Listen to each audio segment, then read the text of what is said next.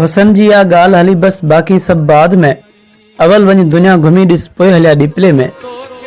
थर पार कर जे भूरी भिटन भरसां नाले वारे ॻोठ संदूक खां फौजी अमानुल्ला नहड़ियो जी तहरीर अवां सजणनि सां वंड कंदुसि, जंहिंजो उनवान आहे त परदेस में ईद। ये ईद भी गुजर जाएगी, कपड़े नए होंगे और गम वही पुराने। मीर साईं ईद भी गालियूं कंदे कंदे अची वई, पर उहे कोन आया जंहिंसां ईद थींदी हुई। ऐं हा, असां बि हीअ ईद परदेस में गुज़ारींदासीं।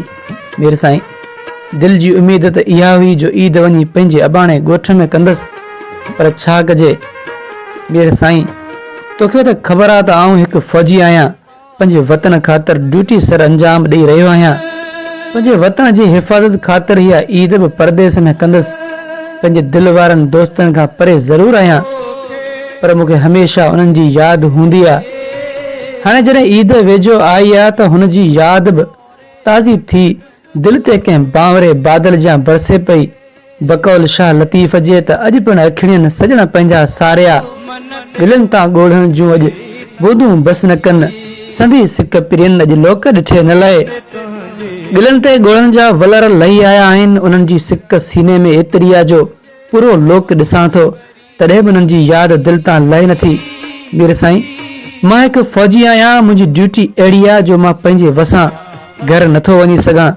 मुंहिंजी अगरि वस में हुजे हा त मां कंहिं पखीअ वांगुरु उॾामी पंहिंजे वतन पहुची पंहिंजनि प्यारनि सां ईद कयां हा।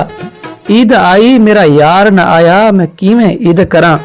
बकौल कंहिं शाइर जे त छॾ जुदायूं यार जानी, अच त गॾिजी ईद क्यूं, मोहबत करे महिरबानी, अच त गॾिजी ईद क्यूं।